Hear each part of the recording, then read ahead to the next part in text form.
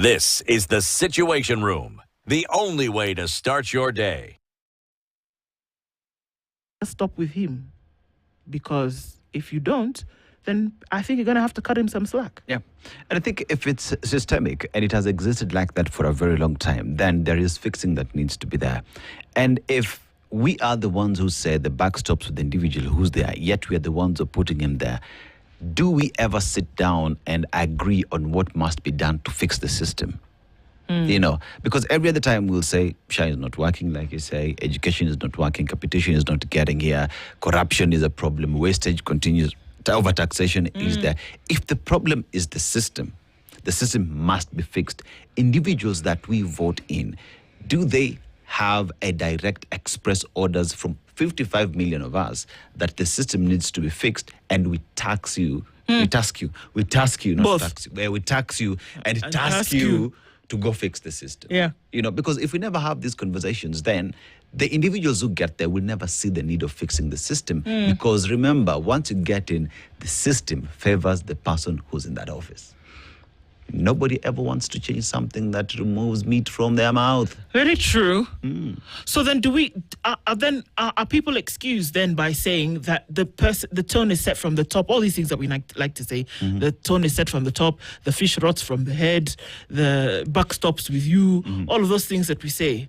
Do we have then do we reserve the right to say those things and say, Nana, the person who is driving this bus, Matatu, boat, ship, is the one who's responsible for where it takes us? Because I think about it like a Matatu or whatever public service vehicle that's supposed to be going from here to there. You can switch drivers halfway into the journey. But if the driver ends up taking you somewhere, the new driver that comes in ends up taking you somewhere that was not on that board, whatever, when you left where you were coming from, ends up taking you somewhere else, whose responsibility is it? Is it the vehicle that found its way, or was somebody steering the thing that took you to Nanyuki instead of Narok, for example? Can't blame the vehicle. Can you blame the vehicle and No. say this thing was, or was somebody moving the thing? Because it's a system. Yes. Gears, brakes. There's a system at the stage whereby the placard on the thing, you're next in line. Everybody now goes, right? Yes. But then halfway along the journey, you change the driver. Is it the driver who remains? Is it the driver that you will now say, excuse me, all these people have ended up in Narok. We were going to Nanyuki. Do you blame the system and say, no, but in Nairobi, when we left, we all knew where we were going. But somewhere along the line, the driver changed. So who takes responsibility for where these people ended up? It's got to be the driver. Okay. You know why? Because when you take a plane today, right, you don't know where you're going. All you know is there is someone called the pilot and the first officer who understand the coordinates to switch everything else to land you where you're supposed to go. You don't know. just have a ticket and a boarding You're pass. just up there enjoying the views. You're just seeing clouds, right? Yeah. In the event that the pilot sleeps, it's the first officer who takes charge. Or if you crash?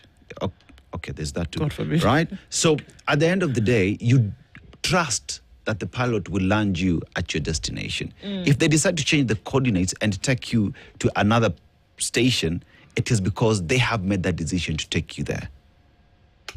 Right? So are we saying that everything that happens along that way, when this vehicle is trying to get from point A to point B, and then you change the driver or the pilot or whatever halfway, that everything that happens then is his or her fault? because they have taken the responsibility to ensure that you get to the destination.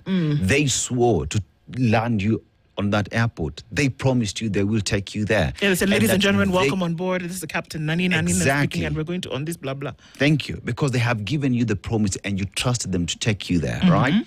And this is where then, as much as people at the back will make the decision to trust them, it is their responsibility to fulfill that trust. You get what I mean? It is why before a pilot gets in, what do?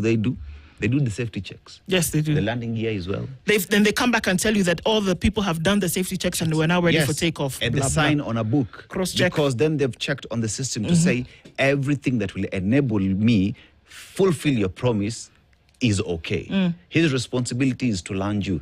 But if he goes and checks that there was to hydraulic... actually take you along the way and land, Yes. If they check that there was a hydraulic system that is broken and is leaking, if they choose then to proceed with that journey, with that fault, he did not check that the system was up to par. To whom or with whom? Is it to whom? Hey, today was a hard day. With whom? With whom? Or to whom? Kiingereza see it.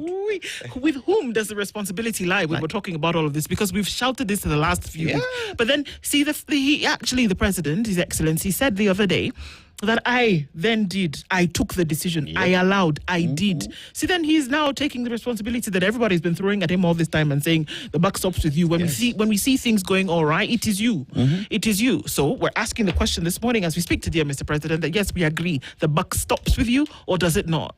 Are there other people who are involved in this process that we should also be pointing fingers at? Because if you look at the 22 man and woman strong system that you have put in place, nominated by yourself, appointed by Parliament, and then getting into this driver's seat with you, it was you who said this is the best man or woman for the job. And so they've joined you, in addition to 2 or 3 advisors here or there.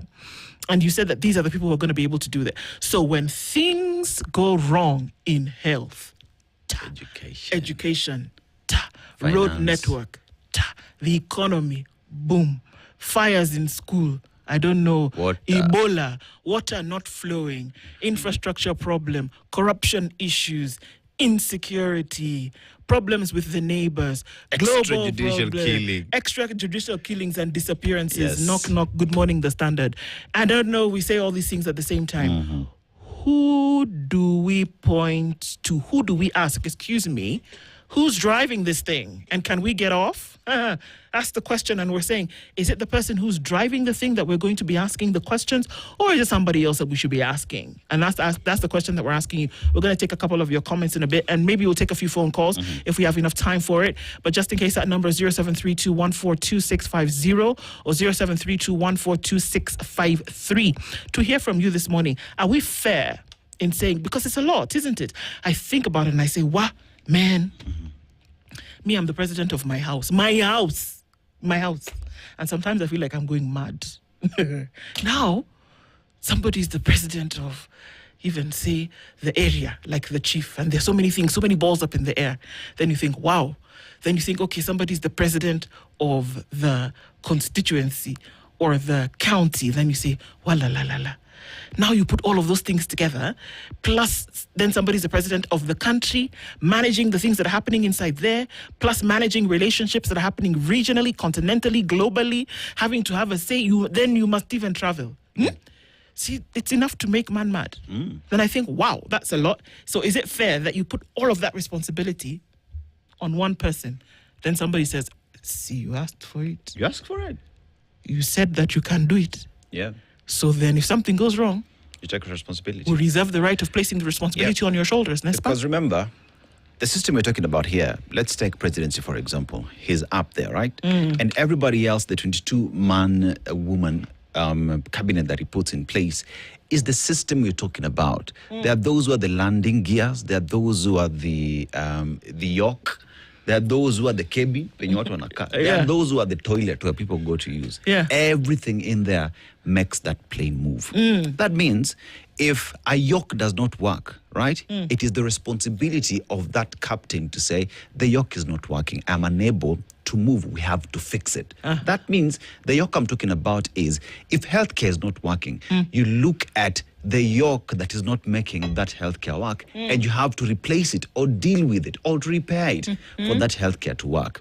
When we talk about Ebola, we do not want it. And the hydraulic system that makes that Ebola get into the country despite the constitution, then it is your responsibility as the captain to ensure that the hydraulic system that is leaking is fixed. Smokey Bandit says that if the vehicle has come preloaded, it's already been uploaded, and the driver just comes in and is just driving this vehicle that has already come with certain software, then it's the vehicle's problem. Let me tell you. Pointing to a systemic issue that needs to be handled. But here's the thing. As the driver, the first thing you get into a vehicle when you go for testing, what are you told? So you check the thing. Adjust your seat. Yeah.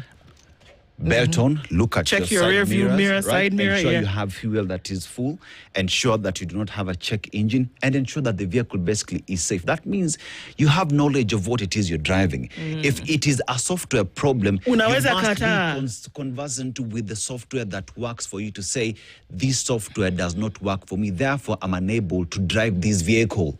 You should be in a position to say, this does not work for me as the driver. But you as the driver with the software that is not working and you choose to drive it, then you and the software, same problem, same WhatsApp group, I am the admin, eject. Welele. Okay, we see some calls coming in. We'll take some of them and then we'll also go to socials and see what's going on there. Should I remind you of the number? It's 0732-142-650, 0732-142-653. That you're responsible for the checks. Usually, it's crazy. I like to watch these documentaries whereby certain things happen, plane crashes, and then they look for the black box and they look for the last thing that the pilot said in terms of who's going to take responsibility for all this. It'll be interesting to see who they call at the last stop. Let's hear from some of you. We hear from James in Rongai this morning. Hello, James. Good morning. Hi, morning. How are you doing, sir? I'm fine, thank you. How are you? How was your weekend? It was all right, James. Good to hear from you. How is Aseto? Aseto is in fine form this morning. Kabisa. Okay. What is your thought? Does the Okay. buck stop with the president or do we cut him some slack? Literally, it is the issue of school unrest. This is the Situation Room, the only way to start your day.